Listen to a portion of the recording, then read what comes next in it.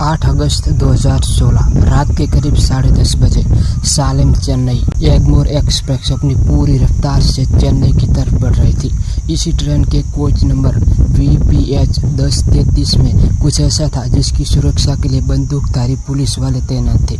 उस कोच में कोई आम इंसान नहीं बल्कि रिजर्व बैंक ऑफ इंडिया यानी RBI की पूरे 342 करोड़ रुपए रखे हुए थे। फटे पुराने नोटों से भरे 226 बक्से जिन्हें नष्ट करने के लिए चेन्नई भेजा जा रहा था। इसलिए सुरक्षा इतनी टाइट थी कि परिंदा भी पर न मर सके। कोच को बाहर से भारी भरकम तालों से सीज किया गया था।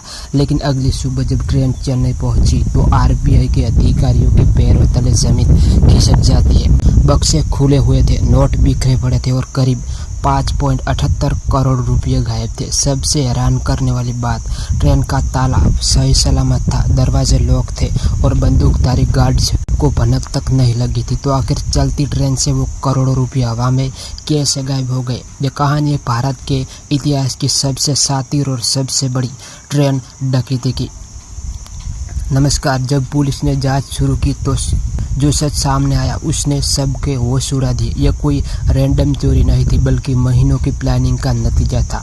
चोरों को अच्छी तरह मालूम था कि किस तारीख को किस ट्रेन के किस डिब्बे में करोड़ों का कैश ले जाया जा रहा है। उन्हें यह भी पता था कि रेलवे की इस पार्सल वैन की छत सिर्फ 2 मिलीमीटर मोटी स्टील की चादर से बनी होती है। अब सुनिए उनका खौफनाक और शातिर प्लान। डकैतों का गैंग सालेम स्टेशन पर ही पैसेंजर बनकर ट्रेन में चढ़ गया। जैसे ट्रेन सुनसान रास्ते से गुजरी, गैंग के कुछ सदस्य ट्रेन की छत पर चढ़ गए। उनके हाथों में कोई मामूली कटर नहीं बल्कि वो अपने साथ गैस कटर और LPG सिलेंडर लेकर चल रहे थे। हवा के तेज थपेड़े और कड़कड़ाती ठंड के बीच चलती ट्रेन की छत पर चोरों ने गैस कटर चालू किया। नीली लपटें स्टील को पिघलाने लगी। ट्रेन की छुक छुक की आवाज में गैस कटर का शोर दब गया। कुछ ही मिनटों में उन्होंने ट्रेन की छत पर ठीक 2 बाई 2 फीट का एक चौकोर छेद कर दिया। एक ऐसा छेद जिसमें एक इंसान आसानी से आ जा सके। सोचिए, ट्रेन 80 से 100 किलोमीटर प्रति घंटे की रफ्तार से दौड़ रही है। जरा सा पैर फिसला और मौत पकड़ी। लेकिन इन चोरों के सिर पर खून और पैसों का नशा सवार था। छेद होते गैंग का सबसे दुबला चोर रस्सी के सहारे उस अंधेरे कोच के अंदर उतरा जहां करोड़ों रुपए रखे थे। नीचे गार्ड्स बगल वाले कंपार्टमेंट में थे जिन्हें भनक तक नहीं थी कि उनके ठीक ऊपर मौत और डकैत का खेल चल रहा है। नीचे उतरे चोर ने टॉर्च की रोशनी में नोटों से भरे बक्से को कटर से काटना शुरू किया। उसने फटाफट नोटों की गड्डी निकाली और लुंगी और चादर में बांधकर छत पर खड़े अपने साथियों की तरफ फेंकना शुरू किया। ये पूरा ऑपरेशन सालेम और वृद्धाचलम स्टेशन के बीच के एक ऐसे स्टेज पर हुआ जहां ट्रेन की रफ्तार थोड़ी धीमी होती है।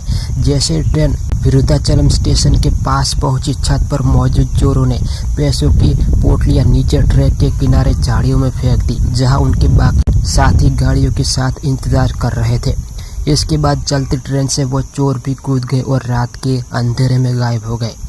अगली सुबह जब यह खबर फैली तो पूरे देश में हड़कंप मच गया।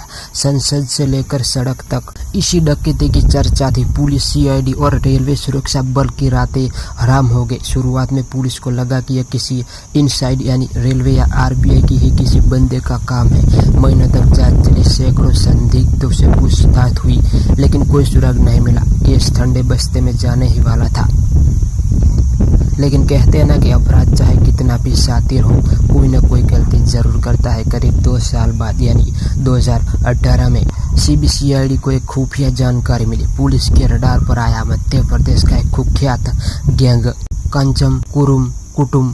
यह गैंग चलती ट्रेनों में चोरी करने के लिए पूरे भारत में बदनाम था। जब पुलिस ने इस गैंग के 2 मास्टरमाइंड दिनेश और रोहन भारती को दबोचा तब जाकर इस महाडकैती का पूरा कच्चा चिट्ठा खुला। उन्होंने कबूल किया कि उन्होंने इस ट्रेन डकैती को अंजाम देने के लिए बाकायदा कई हफ्तों तक ट्रेन की छत पर इस तरीके से ट्रेनिंग की थी। पुलिस ने आरोपियों को पकड़ लिया। गैंग का पर्दाफाश हो गया लेकिन ट्विस्ट अभी बाकी है। पुलिस उन करोड़ों रुपयों में से सिर्फ कुछ लाख रुपये ही बरामद कर पाई। बाकी के करोड़ों रुपये कहाँ गए? इन चोरों ने दावा किया कि उन्होंने वो सारे पैसे जमीन खरीदने, घर बनाने और अयाशी में उड़ा दिए। लेकिन आज भी कई लोगों का मानना है कि इस डकैती की पूरी रकम कभी सामने आई ही नहीं।